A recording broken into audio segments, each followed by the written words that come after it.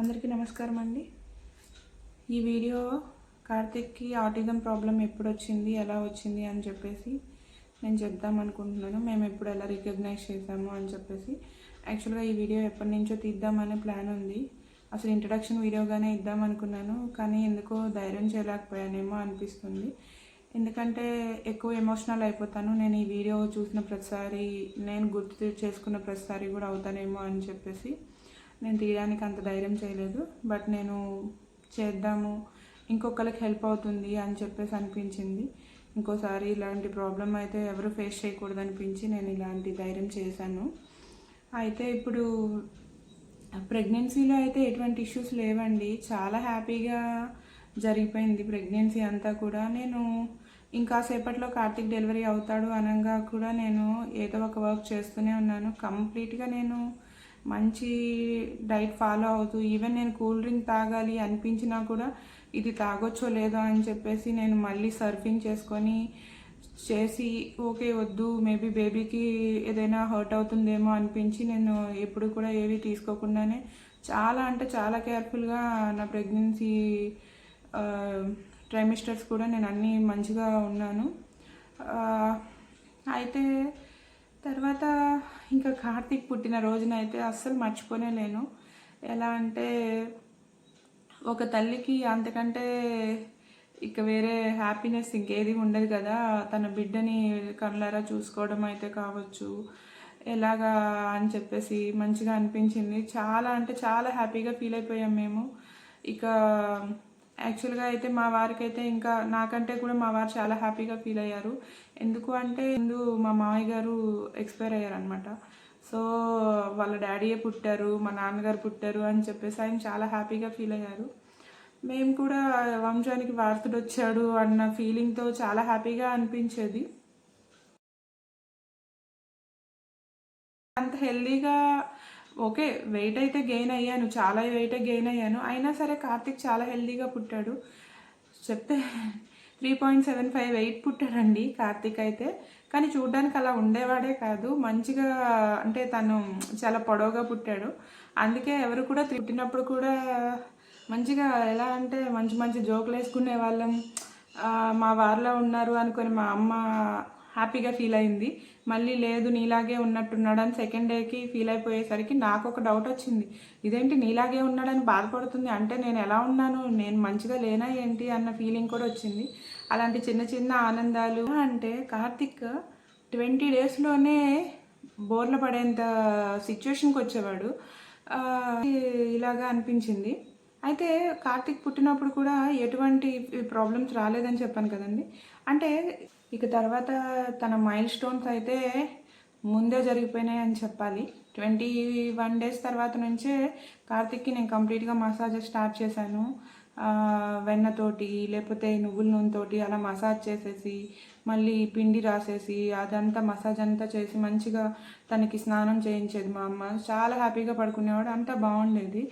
So నేను 3 months తర్వాత హెల్దీగా ఉన్నాం ఇద్దరం అని చెప్పేసి నేను మా వారి దగ్గరికి వచ్చేసాను. సో అంతా హ్యాపీస్, ఆల్ హ్యాపీస్ అనమాట. ఎలా అంటే ఫ్యామిలీ ఫుల్ఫిల్ అయిపోయింది. అంటే మాకు కూడా ఒక తోడు ఉంది అన్న ఫీలింగ్తో చాలా హ్యాపీగా గడిచిపోయాయి రోజులన్నీ కూడాను. 3rd month లోపే అంటే 27 డేస్కి అలాగా కార్తిక్ బోర్ల పడిపోయాడు ఏకంగా. నేను చెప్తే ఎవరు నమ్మలేదు 27 డేస్కి ఎలా బోర్ల పడతాడు అని. తను పాల కోసమో ఏమో ఒక సైడ్కి తిరిగేవాడండి, అలాగా పడిపోయాడు అనమాట. ఒకరోజు బోర్ల పడగానే నిజంగానే పడ్డాడని అనుకున్నాను నేనైతే. తర్వాత తన మైల్ స్టోన్స్ అన్నీ కూడా ఆన్ ద టైం కాకుండా ఇంకొంచెం ముందే రిసీవ్ అయిపోయేవాడేమో అనిపించేది నాకు. అలాగా తను పాకేటప్పుడు కూడా అంటే అన్నప్రాసనకి ముందు 6 months బిఫోర్ కూడా మంచిగా కృష్ణుడు ఫోజులో వెళ్ళేవాడు అనమాట. ఒక ప్లేస్కి వెళ్ళేసేసి ఇలా పెట్టేసుకొని మంచిగా ఉండేది. అది కూడా చాలా క్యూట్ అనిపించేది ఆ సీన్స్ కూడాని. తర్వాత 6th month వరకు కూడా నేను అట్లీస్ట్ వాటర్ కూడా తాగించలేదు. నేనే కంప్లీట్గా వాటర్ తీసుకునేదాన్ని. ఆ వాటరే తనకి మిల్క్లో వెళ్ళిపోతుంది. మదర్ ఫీడింగ్ కంటే ఏది బెస్ట్ కాదని చెప్పి నాకు ఒక ఫీలింగ్ ఉండేది. ఎలా అంటే బిడ్డని పెంచడం ఒక కళ అంటారు కదా అని చెప్పేసి నా శాయశక్తిలో నేను ఏదైతే చేయగలను అన్నీ అంత జాగ్రత్తలు తీసుకొని మరి కార్తిక్కి బయట నుంచి ఎటువంటి ఫుడ్ పెట్టకుండా నేనే ఉగ్గు ప్రిపేర్ చేసి దానిని కూడా ఎవరైతే వాళ్ళకి తెలుసో ఉగ్గు ప్రిపేర్ చేయడం వాళ్ళని కనుక్కొని 1-2 సార్లు ఇంకొక ఇద్దరిని అలాగా మంచిగా ఎలా చేయాలి అని చెప్పేసి కనుక్కొని చాలా ఇంట్రెస్టెడ్గా ప్రిపేర్ చేసి తనకి తినిపించేదాన్ని. కొంచెం రిస్క్ అయిన పనే కానీ ఇది చేయడం వల్లే బేబీ బాగుంటుంది అనిపించేది నాకు ఎప్పుడు కూడా. నాకు అందులో ఒక సంతోషం వేసేది. అంత మంచిగా చూసుకుంటూ బాగా చేద్దాము, తల్లిగా నా బాధ్యత కదా అనిపించింది నాకు అది. తర్వాత 8th మంత్కి అనుకుంటానండి కార్తిక్ లేచి నించున్నాడు కూడా, అడుగులు వేయడం స్టార్ట్ చేసేసాడు. ఇంకా 9th వచ్చే టైం 9th మంత్కి కార్తిక్ పరుగులు పెట్టాడు. అయితే తనకి 6th మంత్ వచ్చింది అంతే. ఆ టైంలోనే మా అన్నయ్య వాళ్ళ బాబు సూర్య ఉన్నాడు కదండి, తన బర్త్డే అనమాట. మేము అదే రోజు నైట్ జర్నీ చేయబోతున్నాము. ఆ జర్నీకి వెళ్తూ ఎందుకో లేట్ అయిందని చెప్పేసి వాళ్ళ డాడీ జస్ట్ చిన్న మాట అన్నారు. ఆ మాటను వెంటనే రిపీట్ చేసేసాడు. అబ్బా అనగానే అబ్బా అని చెప్పి కార్తిక్ రిపీట్ చేశాడు. వీడేంటి ఇంత ఫాస్ట్గా ఉన్నాడు అనుకునే వాళ్ళం మేము. ఎవ్రీ వర్డ్ని కార్తిక్ అమ్మ, ఫస్ట్ అయితే అమ్మ అనేసాడు కార్తిక్. నాకు ఫస్ట్ టైం స్నానం చేసిన ప్రతిసారి కూడా అమ్మ అన్నప్పుడు నాకు చాలా హ్యాపీ అనిపించేది. అయితే మా రిలేటివ్స్లో ఒక మామయ్య గారికి కూడా నేను కార్తిక్ అమ్మ అన్నాడండి అని చెప్తే, ఫస్ట్ అమ్మ అనకూడదమ్మా, తాత కానీ అత్త కానీ అనాలి, తల్లికి ఆయుష్ తగ్గుతుంది అంటే, నా బిడ్డ బాగుంటే చాలు అని కూడా నేను ఒక డైలాగ్ ఇచ్చేసాను అనమాట. ఆ టైంలో మామయ్య గారికి చెప్పాను, పర్లేదు మామయ్య గారు ఏం కాదు, ఇలా జరిగింది కదా, నాకు హ్యాపీగా ఉంది అని చెప్పేసి. మాటల విషయానికి వస్తే కనుక అమ్మ అని చెప్పేవాడు, దాదా అనేవాడు, నాన్న చెప్తాడు, అమ్మమ్మ అన్నీ చెప్పేవాడు. అయితే ఏదైనా కావాలి అంటే కాబా కాబా కాబా కాబా అనేవాడండి. ఏది కావాలన్నా కూడా కాబా కాబా అనేవాడు. తర్వాత బాగుందా నాన్న అని ఏదైనా తినిపిస్తే బాగుంది అని కూడా అనేవాడు. ఇంత మంచిగా మాట్లాడుతున్నాడు కదా అనిపించేది మాకు. తర్వాత కార్తీక్ అని పిలవగానే కార్తీక్ అని చెప్పి మళ్ళీ తన పేరుని తనే పిలుచుకునేవాడు. ఆ వీడియో నేను పోస్ట్ చేశాను కూడా, మీరు చూసే ఉంటారు ఆల్రెడీ. సో అంత ఎర్లీగా ఉన్నాడు, ఆల్మోస్ట్ పదాలన్నీ చెప్తున్నాడు కదా అని చెప్పేసి ఉండేది. మా వాళ్ళల్లో ఒకళ్ళు ఇలాగే ఫాస్ట్గా ఉన్నారు, సో కార్తిక్ కూడా ఇలాగే ఫాస్ట్గా ఉంటాడు అని చెప్పేసి అనుకునేవాళ్ళు అందరూ. మా సునీత వీళ్ళందరూ అలాగే ఫాస్ట్గా ఉంటాడు అని చెప్పేసి అనుకునేవాళ్ళు. సో యాజ్ యూజువల్ ఫాస్ట్గా ఉన్నాడు అని చెప్పేసి అనుకున్నాము కార్తిక్. ఇక ఎలా అంటే తను అన్ని విషయాల్లో అందరికంటే ఫాస్ట్గా ఉన్నాడు, హెల్త్ ఇష్యూస్ కూడా ఏవీ లేవు, మదర్ ఫీడింగ్ తోటే వెయిట్ కూడా ఉన్నాడు అన్న ఫీలింగ్తో ఉండేది నాకు కూడా. తను నిజం చెప్పాలంటే కొంచెం ఓవర్ వెయిట్ అని చెప్పలేను కానీ చాలా హెల్తీగా బొద్దుగా ముద్దుగా ఉండేవాడు కార్తిక్. డాక్టర్ కూడా మదర్ ఫీడింగేనా అని అడిగారు. ఎస్ సార్ అని చెప్పాను నేను. అలా అయితే ఏ ఇబ్బంది లేదు అన్నారు. ఓకే అని చెప్పేసి హ్యాపీగా ఉన్నాము, అంతా బాగానే ఉంది. సో బాబుకి హెల్త్ ఇష్యూస్ ఏం లేవు, తన మైల్ స్టోన్స్ అన్నీ కూడా మంచిగా రీచ్ అవుతున్నాడు. తర్వాత ఇక బర్త్డే వచ్చేసింది, హ్యాపీగా జరిపించేసాం బర్త్డే కాస్త. తను సిరి అని మా వదిన వాళ్ళ పాప ఉండేది, తనని ఎప్పుడు సిరి అని పిలుస్తూ ఉండేవాడు. మంచిగా పిలిచేవాడు. ఎప్పుడన్నా ఎవరన్నా అలిగినా కూడా వాళ్ళ దగ్గరికి వెళ్ళి వాళ్ళని బుజ్జగిస్తూ వాళ్ళ పేరు పెట్టి పిలవడం అలా ట్రై చేసేవాడు అనమాట. 1 year తర్వాత కూడా ఒకసారి ఎందుకో అనుకోకుండా అందరం రిలేటివ్స్ మళ్ళీ కలిసామన్నమాట. అప్పుడు కూడా ఎవరితో అయితే కార్తిక్తో పాటు ఇంకో 2-3 సేమ్ ఇయర్లో పుట్టారనమాట మా రిలేటివ్స్లో. ఎవరెవరు ఎలా ఏడుస్తున్నారు, ఎవరెవరు ఎంత యాక్టివ్గా ఉన్నారు అని చెప్పేసి ఊరికే అలాగ ఒక చేస్తూ ఉండేవాళ్ళం అనమాట. తను ఇలాగున్నాడు, తను అలాగున్నాడు అని చెప్పేసి అనుకుంటూ నవ్వుకుంటూ ఉండేవాళ్ళం. అలాగా సేమ్ పిల్లలు వాళ్ళ వస్తువు తీసుకుంటే ఎవరు ఊరుకోరు కదండి, అలాగే కార్తిక్ కూడా సేమ్ ఉన్నాడు. సో అలాగే ఉన్నాడు కదా అని చెప్పేసి మేము క్యాజువల్గా తీసుకుంటూనే ఉన్నాం కదా. సో హ్యాపీగా అయిపోతుంది లైఫ్ అంతా. ఎక్కడో పడ్డామండి, తెలీదు ఏం జరిగిందో తెలీదు. చిన్న చిన్న చేంజెస్ అయితే కనిపించాయి. ఎలా అంటే నేను గమనించిన చేంజ్ ఏంటి మెయిన్ అంటే, కార్తిక్ అన్నీ ఫుల్ హ్యాండ్ షర్ట్స్ వేసుకోవడం స్టార్ట్ చేశాడు. అండ్ ఇంకోటి ఏంటంటే షర్ట్ మీద షర్ట్ వేసుకుంటున్నాడు, అది కూడా ఫుల్ హ్యాండ్ షర్ట్సే. అది ఎలా అంటే కరెక్ట్గా మార్చ్ టైంలో తన బర్త్డే ఇంకొక 10 to 15 డేస్లో ఉంది అనగా తను అలా చేయడం స్టార్ట్ చేశాడు. ఏంటి ఆల్రెడీ మార్చ్ వచ్చిందంటే హైదరాబాద్లో ఎలా ఉంటుందండి, వేడిగానే ఉంటుంది కదా. అది కాక మేము సెకండ్ ఫ్లోర్లో ఉండేవాళ్ళం. సో ఇంత వేడిగా ఉంది, తను ఎందుకు ఇలా వేసుకుంటున్నాడు, అంత చలి వేస్తుందా అని అలాగా కామెడీగా తీసుకున్నాం. కానీ ఒక పెద్ద ఇష్యూ అవుతుంది, తను యాక్చువల్గా ఏదో ప్రాబ్లంలో ఉన్నాడు అని మాత్రం మేము గెస్ చేయలేకపోయాము. నిజంగా అది మా బ్యాడ్ లక్ అనే చెప్పాలి. అయితే ఇక ఇలాంటి రివ్యూస్ విని విని ఎందుకైనా మంచిది. ఏం జరిగిందంటే, ఇక తనకి సెకండ్ బర్త్డే అయిపోగానే నేను తన బర్త్డే రాగానే తన గురించి ఏదో ఒక స్ట్రాంగ్ డెసిషన్ ఒకటి తీసుకోవాలి అనుకునేదాన్నండి. సో సెకండ్ బర్త్డే రాగానే తనకి ఇక డైపర్స్ అంటే ఎప్పుడు నైట్ టైమే వేసేదాన్ని. సో ఆ డైపర్స్ కూడా నైట్ టైం స్టాప్ చేసేయాలి. నెక్స్ట్ ఇంకోటి ఏంటంటే ఫీడింగ్ మాన్పించేయాలి అనుకున్నాను. సో ఫీడింగ్ మాన్పించడానికి తనని కొంచెం దూరం పెట్టేశాను. అప్పటికే మనకి లాక్డౌన్ వచ్చేసింది కదండి. మన కరోనా ప్రాబ్లం వల్లే ఈ పిల్లలందరూ ఇంత ప్రాబ్లం ఫేస్ చేశారు యాక్చువల్గా. లేకపోతే బిఫోర్ ఈ కరోనా పీరియడ్ ముందు అయితే ఇలాంటి ప్రాబ్లంని అయితే నేను ఎక్కడ విన్నే లేదండి. తీస్తూ కృష్ణాష్టమి వస్తే సేమ్ యాజ్ యూజువల్ సేమ్ అందరి మదర్స్ లాగే నేను కూడా అన్నిటికీ చూసి పొంగిపోతూ తనని అమ్మాయిలాగా చూసుకోవడం, తను ఏ డ్రెస్ వేసుకున్నా ఎంత మంచిగా ఉన్నా కూడా అంత హ్యాపీగా జరిగిపోవడం అదంతా అవుతూ ఉందండి. నిజంగా అందరూ అన్నట్టు లైఫ్ ఈజ్ అన్ప్రెడిక్టబుల్. నిజంగా ఎప్పుడు కూడా ఈ వర్డ్ నేను యూజ్ చేస్తాను అని చెప్పేసి నేనైతే ఎక్స్పెక్ట్ చేయలేదు. నేను ఎప్పుడు కూడా ఫేట్ని నమ్ముతూ ఉంటాను. ఓకే, మేబీ ఏది జరుగుతుంటే అది జరుగుతుంది అని చెప్పేసి అనుకుంటూ ఉండేదాన్ని. అది శివుడి ఆజ్ఞ లేనిది చీమైనా కదలదు అంటారు కదండి. అదే ఉద్దేశంతో నేను ఏదైనా కూడా ఆ టైం వస్తే అన్నీ అవే జరిగిపోతాయి అని నమ్మే సిద్ధాంతం నాకుంది ముందు నుంచి కూడా అంతే. సో అంత ఫాస్ట్గా ఉన్నాడు కదా కార్తీక్ అని చెప్పేసి అనిపించింది. సో మాకు నెమ్మదిగా కంప్లైంట్స్ వస్తూ ఉండేవి కార్తీక్ గురించి. అందరూ ఒక్కొక్కళ్ళు ఏంటి కార్తీక్ ఎప్పట్లా లేడు, ఏదో చిన్న ఇష్యూస్ ఉన్నట్లున్నాయి అనడం స్టార్ట్ చేశారు. మళ్ళీ నేను ఎక్కడ ఫీల్ అవుతానో అని చెప్పేసి డైరెక్ట్గా చెప్పకుండా ఇండైరెక్ట్గా కూడా చెప్పడానికి ట్రై చేశారు. నిజంగా అయితే పేరెంట్స్గా యాక్సెప్ట్ చేయలేమండి, మనకంత ఓపెన్గా కూడా తీసుకోలేమేమో అనిపించింది నాకైతే. ఎందుకు వీళ్ళు ఇలా చెప్తున్నారు, నిజంగా ఏదైనా ప్రాబ్లం ఉందా అన్న థాట్ కూడా రాలేదు. నేను మా వారితో షేర్ చేసుకునేదాన్ని, ఇలా అన్నారు మేబీ నిజమేనా కాదా అని. నేను చిన్నప్పుడు పిల్లల్ని చూశాను, కానీ నాకైతే నా బేబీ దాకా వచ్చేసరికి నేను ఎప్పుడు కూడా అది అంటే ఇలాగ తెలియదు కదండి.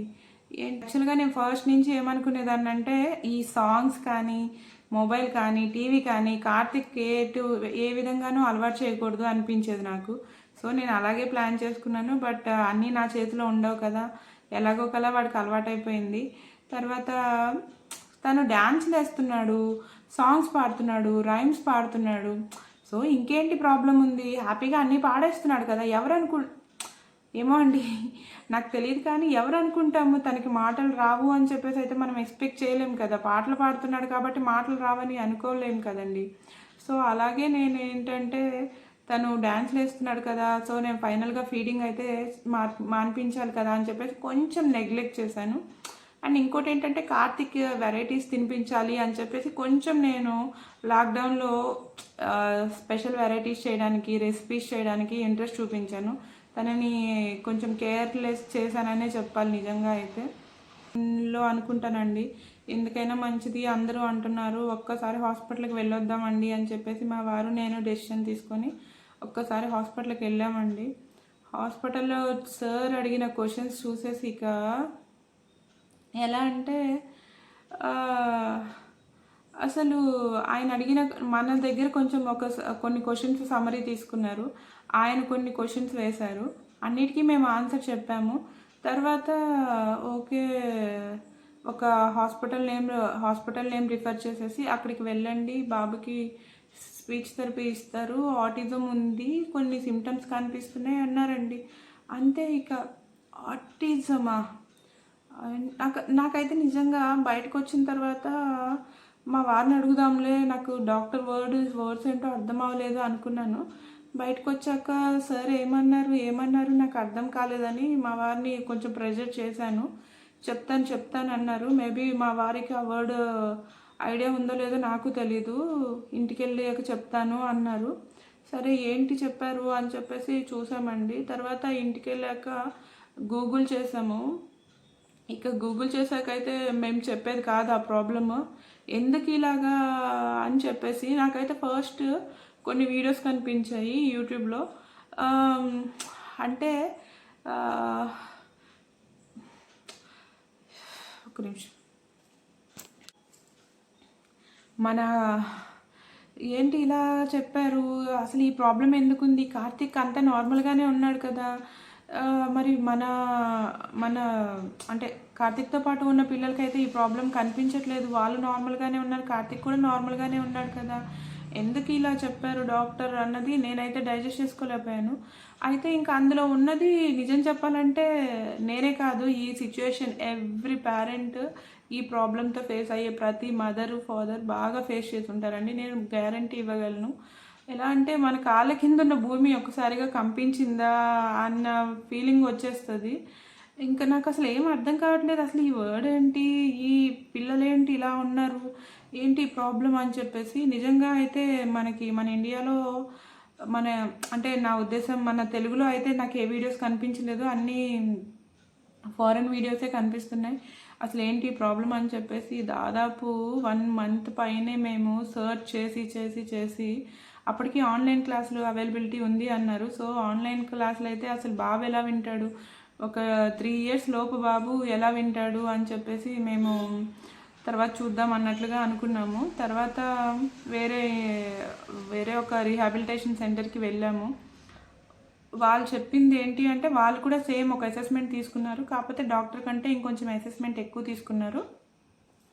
తర్వాత అసెస్మెంట్ తీసుకున్న తర్వాత సో బాబు చిన్నోడు కాబట్టి ఒక 2 థెరపీస్ అయితే అవసరం పడతాయి, స్పీచ్ థెరపీ ఇంకా బిహేవియర్ థెరపీ అన్నారు. అంటే అసలు ఈ థెరపీ ఏంటి అన్నది కూడా నిజం చెప్పాలంటే ఆ టైంకి థెరపీ అంటే ఏంటోలే అన్న ఫీలింగ్ ఉంది. సరే ఏం చేస్తారో చూద్దాం అనుకొని కొన్ని రోజులు కంటిన్యూ చేసామండి. అక్కడ ఏం ప్రాబ్లం వచ్చిందంటే కంప్లీట్గా సమ్మర్ అండి. ఆ సమ్మర్లో కూడా ఎలా అంటే మా వారు బాబు హెల్త్ అయితే పాడైపోతుంది, ఈ సమ్మర్లో మనం ఇక్కడి నుంచి ఇంత దూరం ట్రావెల్ చేయాలి అంటే బాబుకి ముందు హెల్త్ పాడవుతుంది, థెరపీస్ ఏమో కానీ అనిపించేసింది. సో అలా కొంచెం నెగ్లెక్ట్ చేసాము. మళ్ళీ వచ్చేసేసి అనుకోకుండా మేము వరంగల్ షిఫ్ట్ అయిపోవాల్సి వచ్చింది. సో ఇక అక్కడికి వెళ్ళిన తర్వాత అయితే మనకి ఏ థెరపీ సెంటర్స్ అసలే అవైలబిలిటీ లేదు. స్టిల్ అప్పటికి కూడా మనకి లాక్డౌన్ కంటిన్యూ అవుతూనే ఉందండి. మేము వరంగల్ వెళ్ళాక కూడా ఒక 6 months లాక్డౌన్లోనే ఉన్నట్టున్నాము. అంటే నా ఉద్దేశం పిల్లలకి అవైలబిలిటీస్ ఏవీ లేవు, స్కూల్స్ కానీ అలాంటివి లేదు. అంటే మేబీ కార్తిక్ని నార్మల్ స్కూల్లో వేసి ముందే మనం ఈ ప్రాబ్లమ్ని ఫైండ్ అవుట్ చేసేసి నార్మల్ స్కూల్లో వేసున్నట్లయితే మరి ఎలా ఉండేదో తెలియదు ఫ్యూచర్. ఇప్పుడైతే ఇంత ప్రాబ్లం అయితే ఫేస్ చేసే వాళ్ళం కాదేమో అని నా ఫీలింగ్. తర్వాత అయితే అన్నిటికంటే బాగా ఫీల్ అయిన సిచ్యువేషన్ ఏంటి అంటే బాబు మన కంట్రోల్ తప్పాడు, ఏదో జరుగుతుంది వీడికి అని ఎప్పుడు తెలిసింది అంటే మా వారు ఎక్కడైతే వర్క్ చేస్తున్నారో నేను ఆ వర్క్ ప్లేస్కి కార్తిక్ని తీసుకెళ్ళాను. అయితే ఆ దగ్గరలోనే కొన్ని ఉయ్యాలలు ఉన్నాయండి. ఆ ఉయ్యాల దాదాపు నేను 1.5 hour పైనే ఊపాను. బాగా ఎండ తగులుతుంది కార్తిక్కి నాకు, ఇంకా చాలు పద నాన్న అని చెప్పేసి ఇంటికి తీసుకువస్తుంటే కార్తిక్ అసలు చేసిన అల్లరి ఇక మామూలు అల్లరి కాదు. అందరూ రోడ్డు పైన ఏమైందని చెప్పేసి అడుగుతున్నారు. కొత్త ప్లేస్, నాకు కూడా ఎవరు తెలియదు అక్కడ. ఇలా అడుగుతుంటే నాకు కొంచెం ఏం లేదండి ఏమనుకోకండి అని చెప్పేసి క్యాజువల్గా చెప్పి తీసుకెళ్ళిపోతున్నాను. కానీ కార్తిక్ నా చేతులంతా లాగేసేసి కొంచెం చాలా ఇష్యూ అయిపోయింది ఆ టైంలో. సో అప్పుడు అనిపించింది బాబు ఏదో ప్రాబ్లంలో ఉన్నట్టున్నాడు, ఇలా కాదు మనం ఇది సీరియస్గా తీసుకోవాల్సిన ఇష్యూ అనుకుంటాను అని చెప్పేసి అనిపించింది. కొన్ని ఫ్యామిలీ ప్రాబ్లమ్స్ వల్ల దాని తర్వాత చూద్దాం అని చెప్పేసి నెగ్లెక్ట్ చేసామండి. స్టిల్ కార్తిక్ ప్రాబ్లంలోనే ఉన్నాడు. ఈ ప్రాబ్లం నుంచి ఎలా బయటపడాలి అని చెప్పేసి నిజంగా వర్కౌట్ చేయాల్సిందే. మనం గట్టిగా ఏదైనా అనుకుంటే మనకి యూనివర్స్ కూడా హెల్ప్ అవుతుంది అని అంటారు కదా. సో మేమైతే చాలా గట్టిగా ట్రై చేస్తున్నాము కార్తిక్ మంచిగా తొందరగా సెట్ అవ్వాలని చెప్పేసి. అన్నీ బాగుండాలి అని చెప్పేసి, ఇలాంటి ప్రాబ్లమ్స్ ఏ పిల్లలకి రాకూడదు అని చెప్పేసి నేను నిజంగా మనస్ఫూర్తిగా కోరుకుంటున్నాను. ఇంతవరకు ఎవరైనా ఈ ప్రాబ్లమ్ని ఫేస్ చేస్తున్నా కూడా వాళ్ళు త్వరగా కోలుకోవాలని, ఆ పేరెంట్స్ అందరూ హ్యాపీగా ఉండేలా అవ్వాలని చెప్పేసి నేను దేవుని మనస్ఫూర్తిగా కోరుకుంటున్నాను. మళ్ళీ నెక్స్ట్ వీడియోలో కలుద్దామండి. Thank you so much. Thank you. నమస్తే.